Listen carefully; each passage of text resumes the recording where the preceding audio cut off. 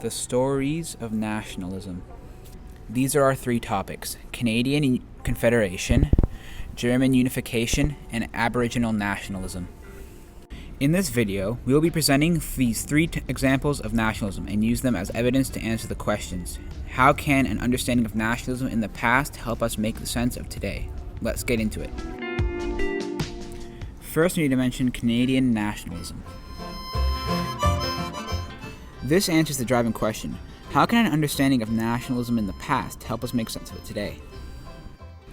Well, Canadian Confederation helps us see how nationalism can form a union. Nationalism can form a union, a power, or a bond. We see this daily, people coming together over the love of their country and pride of their nation. I'll be telling you the story of Canadian Confederation. John A. Macdonald was the first Prime Minister of Canada. He was the leader of the Conservative Party. John A. Macdonald wanted to build a railway from Canada east to British Columbia. John A. Macdonald wanted to make a confederation of Canada to fight back against the American Manifest Destiny movement. Nationalism was a big part of this. It changed British North America in many ways.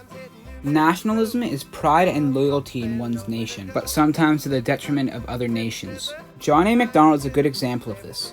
He used his nationalist feelings to create a confederation of 7 colonies, sadly to the detriment of the First Nations. Uniting the colonies through confederation led to Canada as it is today. Two government parties of this time were Conservative, which John A. represented, and Liberal, which was represented by George Brown. Now that we're done with John A.'s jacket, shirt, and bow tie, we can move on to the 4 corners of this mural. In the top right corner, we will draw the Canadian Pacific Railway. This railway represents continuity, because it is still standing to this day.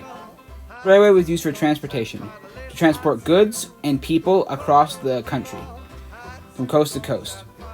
It was John A.'s main goal after Confederation. The Canadian Pacific Railway went straight through Rupert's Land, the land between Canada East and British Columbia.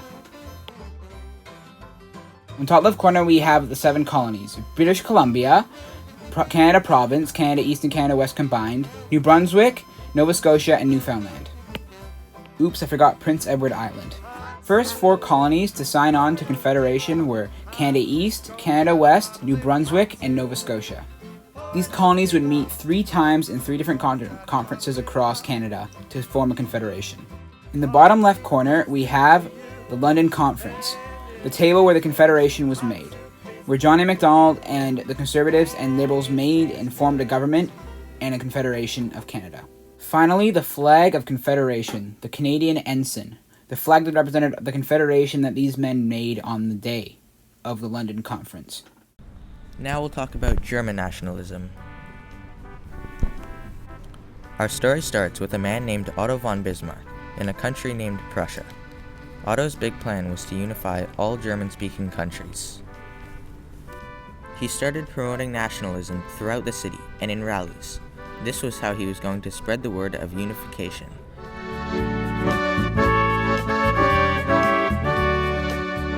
Prussia wanted to ally with Austria as they were the major German-speaking power, but Austria did not accept. Instead, they allied and took over Denmark. Then, Prussia took over France in the last effort to unify. It was successful, and a big part of Europe changed as Germany became its own country thanks to Otto and the Germans promoting nationalism throughout. This example of nationalism can help us make a sense of today through its prominent promotion of nationalism and how the German-speaking countries realized their linguistic connection and came together. This still shows today, as Germany is still a country and many people today believe a nation is defined by their language. Finally, the last example of nationalism is the Métis. Here is the Red River in 1812, basically southern Manitoba. Many colonizers from the east are moving here to the west for its fertile land for perfect farming. The Hudson's Bay Company is preparing Rupert's Land to sell to the British government due to a slow in the fur trade. In comes our main character in the story, Louis Riel, as the leader of the Métis. They were very worried if the sale went through they would lose their land and be assimilated, so they took action. Canadian surveyors were mapping out the land near Louis' uncle's farm when the Métis banded together and drove them away. This then happened again, and he decided to execute a prisoner trying to overthrow them. Then the Métis formed a provisional government to be recognized as Manitoba, province of Canada. Louis Riel was appointed leader. In 1870, Manitoba became an official province of Canada, and John A. Macdonald sent 1,200 troops to the settlement, but Louis Riel had already fled to Montana by the time of their arrival. He was then hung for treason and for executing Thomas Scott. The Métis were continually oppressed throughout, which only helped them stay together, promoting themselves as their own nation. However, their area of inhabitants did change, as most of them moved to Saskatchewan. Regarding these three examples of nationalism, how do we answer the driving question? Well, understanding nationalism in the past can help us today by understanding how the nations we know came together and what makes them a nation. It helps people understand who they are and what they stand for. It guides them when making choices, and it connects people through their love for a place and people.